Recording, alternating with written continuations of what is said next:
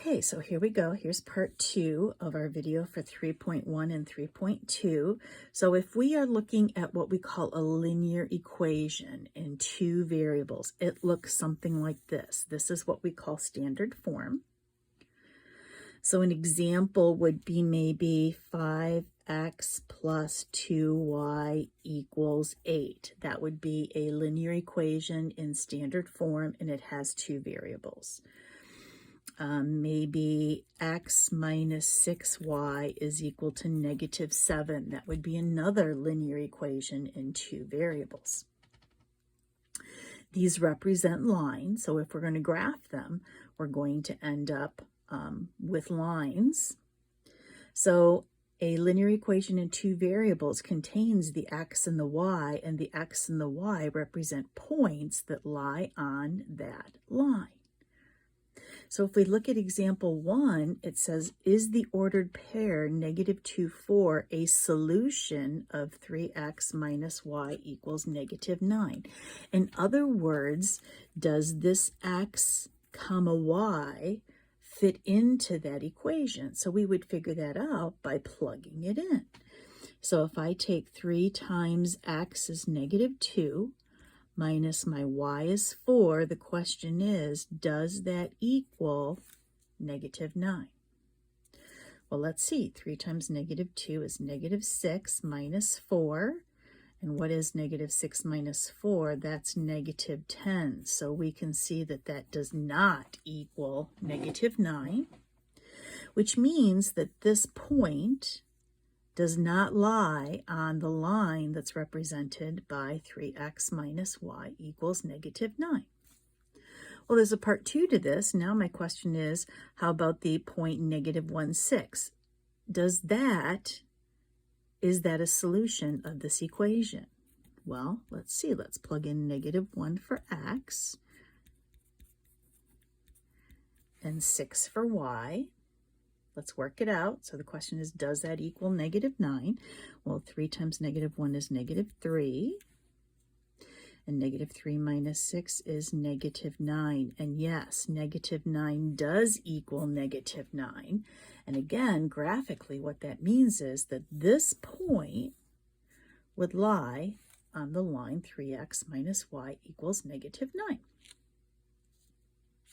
So let's go ahead and let's start looking at some of these equations. So the first question is, number 2, are the following equations linear equations in two variables? So if you look at 2a, let me tell you, whoops, I just ran out of lead. And that is now 3 pencils that I have sitting here that I have no lead in. All right, so y equals -3. So I will tell you, this one is tricky, right, to start off with. This is a linear equation. No, it doesn't look like it has two variables, but really what we could do is we could say that this is 0x plus y equals -3. So no, I guess you would technically say it's not a linear equation in two variables. It only has one variable that you can see, but that's okay because it just means that the a, the number in front of the x, happens to be a 0. It is still linear, and we're going to see, we're going to graph these. So when one of the variables is missing, it just means that the coefficient of that variable, whether it's x or y, happens to be a 0. Let's look at B. Is this a linear equation in two variables? Absolutely. You can see that it is. It is actually in the form ax plus by equals c. C is not linear. Why do you think that is? Well, it's because of the y squared. For it to be a linear equation, the exponents on both the x and the y have to be a 1. That's actually a quadratic equation. All right, so let's start graphing these things. So here's our first one we're going to graph. So I've written a table for us here. So here's what we do to graph these lines. We pick any x's we want. Now, we're going to end up graphing the points that we come up with, so you don't want to pick x equals, 15 or 30. So let's go ahead. Let's say we're going to do x is -1, and let's do -1, 0, 1, and 2. You can use these same 3 x's for any line that you are graphing. Doesn't matter. You could use 0, 1, 2, or 3. It doesn't matter, but I would like you to use 4 points. All right, so now how do I come up with the y that goes with that x? Well, I simply go into my equation, and wherever I see the x for my first point, I'm going to plug in -1. So it's a matter of plug and chug. So let's see here. Y equals -2 times -1 is 2 plus 5. Y is equal to 7.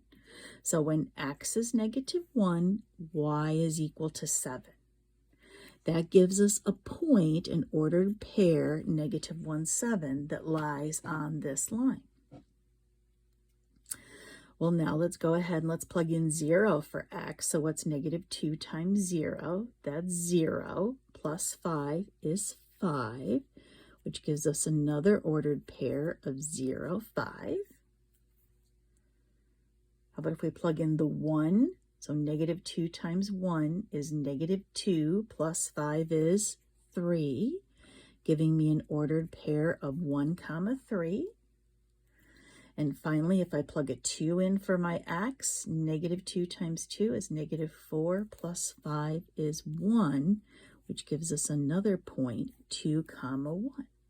So now we know that these 4 points, these ordered pairs, should line up to be a line. So let's see, -1, 7 is up here. 0, 5 is right there. 1, 3 is right there. And 2, 1 is right there. And you can see that they do line up to be a line. I'm just going to grab this to help me graph it. Oops, and my camera's falling, so let's not do that. Here we go. We're just going to do it by hand so I can hold on to the camera. And there's your line. Now make sure when you graph your lines, please, that you are putting arrows on either end, because by definition, a line goes on and on in both directions. Okay, so for number 4, I did not give us a chart, but that's okay. Now that you've seen what it looks like, we can just do a chart like this. Now, notice that this number is a fraction here. So you don't have to, but it might be easier if you plug in multiples of 2 in for x, because if I plug in multiples of 2, when I multiply them by 1/2, I'm not going to have a fraction. Now, do I have to? No, I can pick any darn x's I want. But I'm just doing this to be a little bit easier. So if I want to show the work for the first one, it would be 1/2 times -2 over 1 minus 3. Well, 1/2 times -2 is -1 minus 3. When x is -2, y is -4. Let's go to the next one. When x is 0, well, 1/2 times 0 is 0, and 0 minus 3 is -3. Let's plug in 2. 1/2 times 2, well, 1/2 of 2 is 1. 1 minus 3 is -2. And finally, if I plug in 4, 1/2 of 4 is 2, minus 3 is -1. So again, as long as I haven't made any mistakes, I should have 4 points that line up in a line. So -2, -4 is right here. 0, -3 is going to be right here. 2, -2 is going to be right there. And 4, -1 is going to be right there. And you can see that they line up nicely. So there's my line. Put arrows on both ends, please. Why don't you turn off the video and go ahead and do number 5, and then come back and make sure we have the same line. So I'm going to pick my same points. I'm going to pick negative 2, negative 1, 0, and 1. Again, whatever you want. I don't have a fraction, so I don't have to do multiples of 2. So if I plug in negative 2 in here, negative 2 plus 2 is 0. So there's one ordered pair, negative 2, 0. Plugging in a negative 1 plus 2 is positive 1. If I plug in x is 0, 0 plus 2 is 2. And plugging in 1 gets me a 3. So plotting those points, did you get a line that looks like this? Negative 2, 0, negative 1, 1, 0, 2, and 1, 3. They line up nicely. And that's what your line should look like.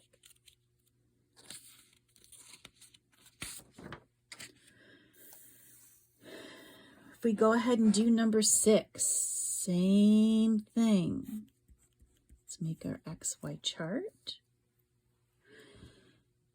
So I'm looking at, if I plug in a negative 1, I'm just kind of analyzing here. Plugging in a negative 1 is going to get me 11.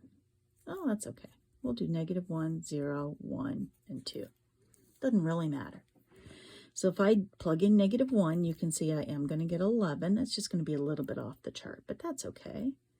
Plugging in 0, negative 6 times 0 is 0, plus 5 is 5. Plugging in a 1, negative 6 times 1 is negative 6, plus 5 is negative 1. And plugging in 2, negative 6 times 2 is negative 12, plus 5 is negative 7. So let's go ahead and graph those points. Negative 111 is going to be up here. 0, 5, 1, negative 1,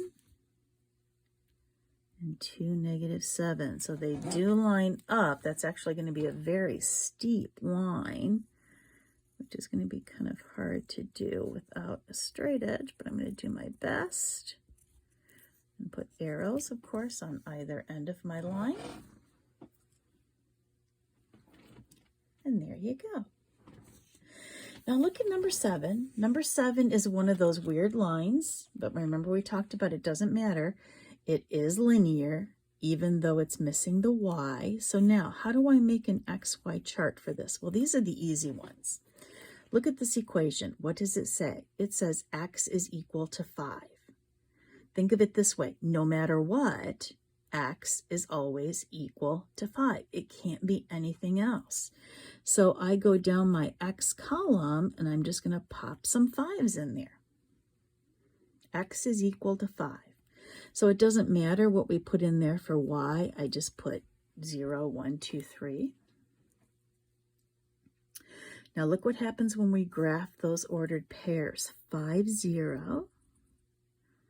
5, 1 is right above it. 5, 2, and 5, 3. Whenever you have a line that's an x equals, it is always going to be a vertical line. X equals will always end up to be a vertical line, and you can see how you can plug in points to get that. Now, if we go to number 8, it's probably no secret. Here we have a y equals. You can probably guess what that's going to look like, but let's just see. So now again, we can make an XY chart, and we can say no matter what, y is always going to be equal to negative 3. So we're going to go down the y column, and we're going to put a bunch of negative 3s. Then the x columns can be anything that we want. I'm just going to put 0, 1, 2, and 3. So plotting those points, 0, negative 3 is going to be right there. 1, negative 3 is right there. 2, negative 3, and 3, negative 3. And you can see, probably it's no surprise, that this is going to be a horizontal line that looks like that. Notice it goes through the y-axis at -3. So whenever you have a y equals equation, it's always going to end up to be a line. All right, so let's talk about how we can use these in story problems. So I have number 9 for us here. So Chuck E. Cheese offers birthday parties for a fee of $50 plus $5 for each person in attendance. So the first thing we're going to do is write an equation that will give us the cost for a party of any size, and then we're going to graph that equation. So let's see, what's our equation going to be? Well, our cost is going to be equal to, so I'm just going to put C is equal to. So let's think, how much is this party going to cost? Well, no matter what, it's going to cost me $50 plus it's going to cost me $5 for every person in attendance. So that would be represented by 5 times P. Now notice I used the variable C for cost and P for person. The C is the same thing as the Y though. I'm just going to write it really small down here. You can see. So the P is the same thing as the X. So if we look at our graph, notice how I only have the first quadrant here. Why did I do that? Well, remember in the first quadrant, everything is positive. And isn't that true for this story problem? Our cost is going to have to be positive, and the number of people that we have is also going to be positive. So I'm going to label the y-axis as C, and I'm going to label the x-axis as P. So the x-axis is going to stand for the number of persons that you invite, or the number of people. And your y-axis will stand for the cost of the party.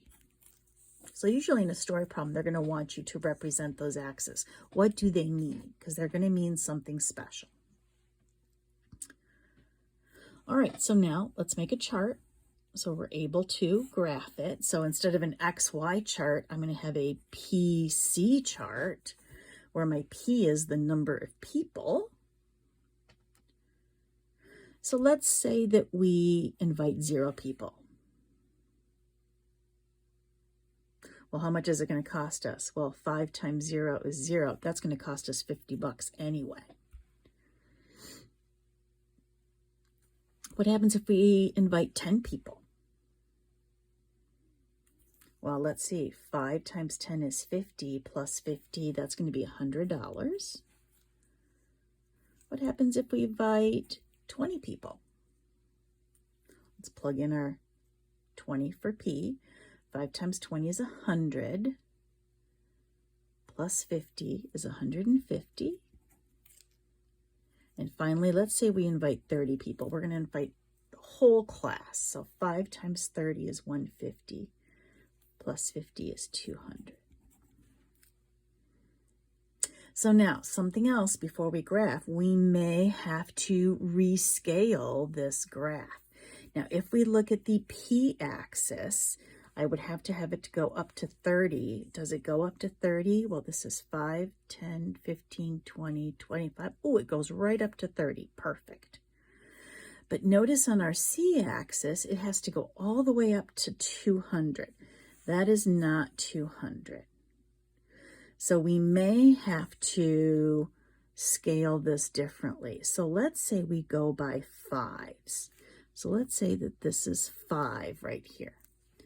So is that going to be enough?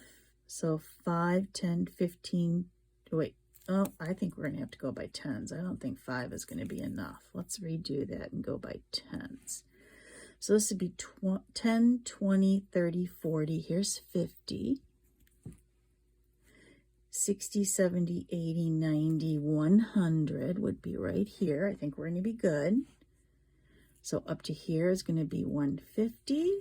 And finally, at the very top is 200. So you can't scale it before you pick your points. You have to kind of pick your points and then decide how you're going to scale it. This is actually going to work out perfectly. So here we go. Let's plot our point. 0, 50 is going to be right here. Now 10, that's 5 10 is going to be right here. 10 100 is up here. There's 15 20 150 is going to be up here. And then 30 200, you can see, is going to be up there. So if we go ahead and graph our line, it would look something like this. Now notice I have an arrow out here, but I didn't put an arrow here because we can't go down into that quadrant. And there you go.